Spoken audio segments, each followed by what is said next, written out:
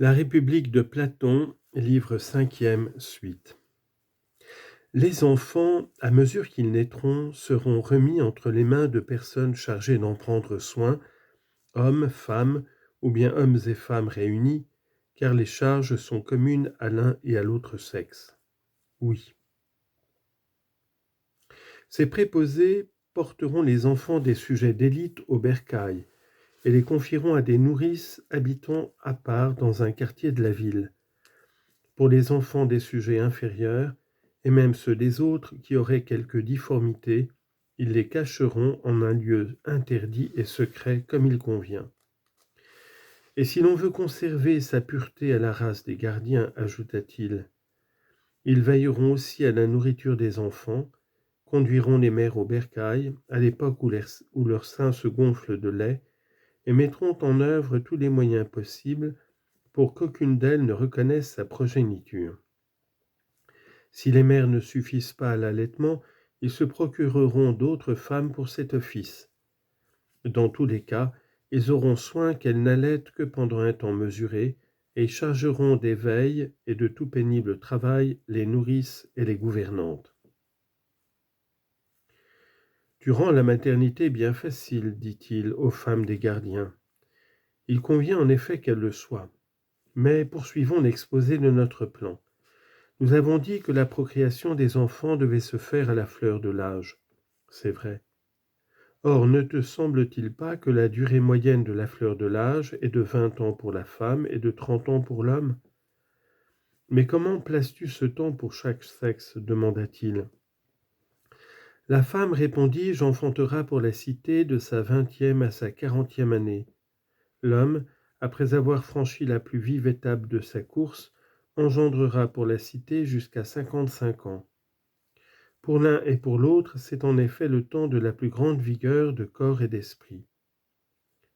Si donc un citoyen, ou plus vieux ou plus jeune, se mêle de l'œuvre commune de génération, nous le déclarerons coupable d'impiété et d'injustice, car il donne à l'État un enfant dont la naissance secrète n'a pas été placée sous la protection des prières et des sacrifices que les prêtresses, les prêtres et toute la cité offriront pour chaque mariage, afin que d'hommes bons naissent des enfants meilleurs et d'hommes utiles des enfants plus utiles encore. Une pareille naissance, au contraire, sera le fruit de l'ombre et de la terrible incontinence. Bien. La même loi est applicable à celui qui, encore dans l'âge de la génération, toucherait à une femme en cet âge également, sans que le magistrat les ait unis. Nous déclarerons qu'un tel homme introduit dans la cité un bâtard dont la naissance n'a été ni autorisée ni sanctifiée. Fort bien. Mais lorsque l'un et l'autre sexe aura passé l'âge de la génération, nous laisserons les hommes libres de s'unir à qui ils voudront, hormis leurs filles, leurs mères, leurs petites-filles et leurs aïeules, et les femmes de même, hormis leurs fils, pères, parents en ligne directe, descendante ou ascendante. Nous leur accorderons cette liberté, après leur avoir recommandé de prendre toutes les précautions possibles pour que nul enfant fruit de ces unions ne voie le jour, et s'il en est un qui se ferait de force sa route vers la lumière, de disposer de lui en tenant bien compte que la cité ne se charge pas de le nourrir. Tes propos sont raisonnables, dit-il. Mais comment distingueront-ils leur père, leur fille et les autres parents dont tu viens de parler ? Ils ne les distingueront pas, répondis-je. Mais tous les enfants qui naîtront du 7e au 10e mois, à partir du jour où l'on aura marié un gardien, seront appelés par lui ceux de sexe masculin fils, ceux de sexe masculin fille, et ils l'appelleront père. Il nommera les enfants de ceux-ci petits-fils. Eux, à leur tour, le nommeront grand-père, lui et ses compagnons de mariage, et nommeront grand-mère leur compagne. Enfin, tous ceux qui seront nés dans le temps où leur père et mère donnaient des enfants à la cité se traiteront de frères et sœurs, de manière, comme nous l'avons dit, à ne point contracter d'union entre eux. Toutefois, la loi permettra aux frères et aux sœurs de s'unir si pareil mariage est décrété par le sort et approuvé en outre par la pitié. Très bien, dit-il. Telle sera donc, Glaucon, la communauté des femmes et des enfants chez les gardiens de ta cité.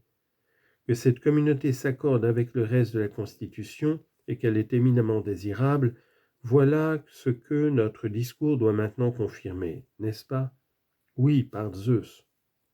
Or, comme point de départ de notre accord, ne devons-nous pas nous demander à nous-mêmes quel est dans l'organisation d'une cité le plus grand bien, celui que le législateur doit viser en établissant ses lois, et quel est aussi le plus grand mal?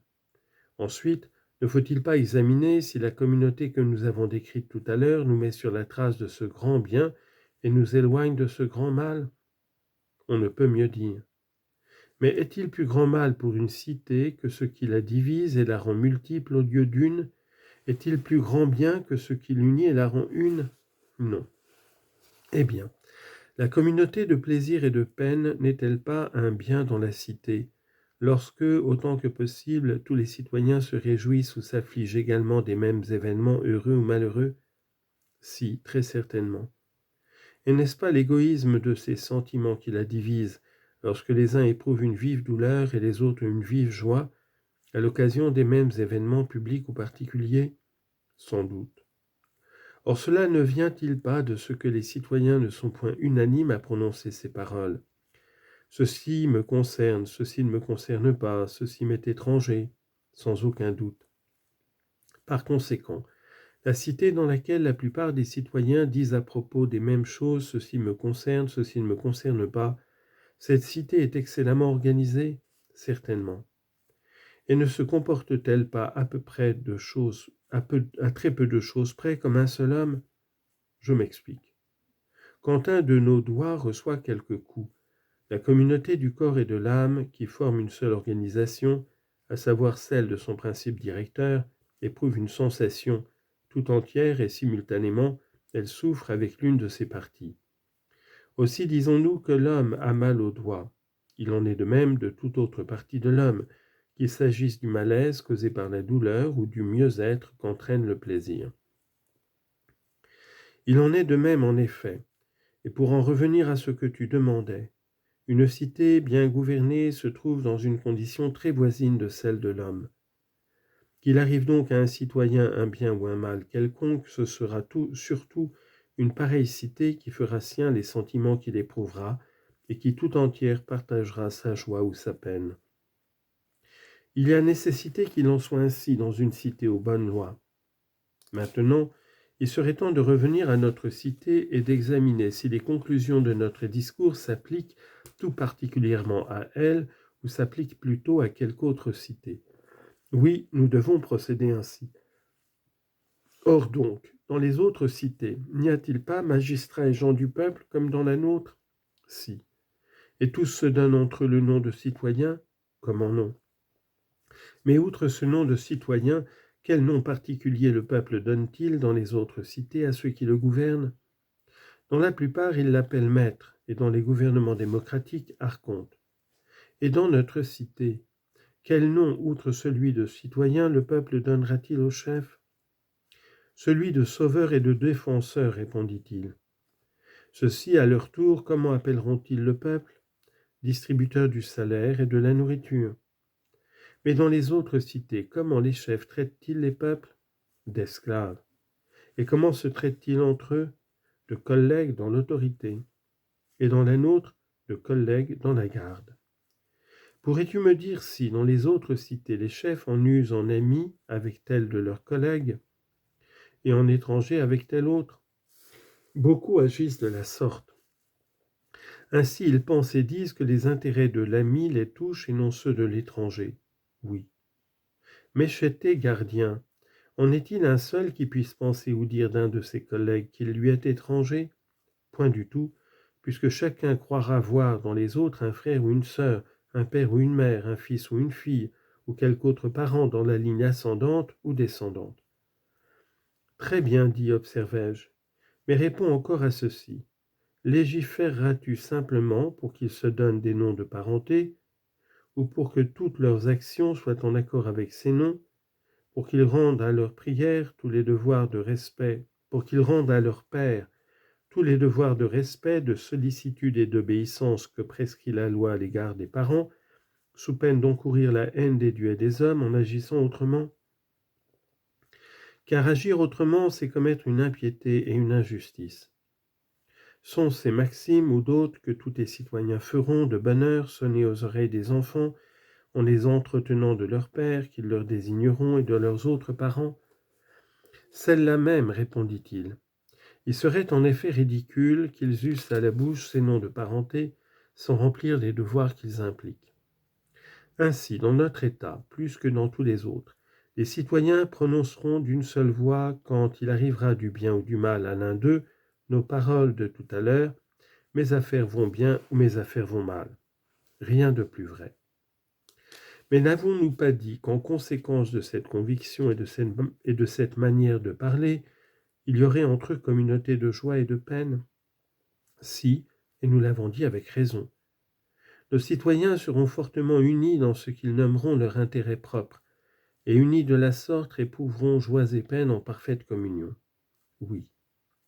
Or, quelle en sera la cause, sinon, en dehors de nos autres institutions, la communauté des femmes et des enfants établie chez les gardiens? Assurément, c'en sera la principale cause. Mais nous sommes convenus que cette union d'intérêts était pour la cité le plus grand bien, lorsque nous comparions une cité sagement organisée au corps, dans la façon dont il se comporte à l'égard d'une de ses parties, pour ce qui est du plaisir et de la douleur. Et nous en sommes convenus à bon droit. Par suite, il est pour nous démontré que la cause du plus grand bien qui puisse arriver à la cité est la communauté entre les auxiliaires, des enfants et des femmes. Certainement. Ajoute que nous sommes d'accord avec nos précédents propos, car, avons-nous dit, ils ne doivent avoir en propre ni maison, ni terre, ni aucune autre possession, mais recevant des autres citoyens leur nourriture, comme salaire de la garde, ils la doivent mettre en commun s'ils veulent être de vrais gardiens.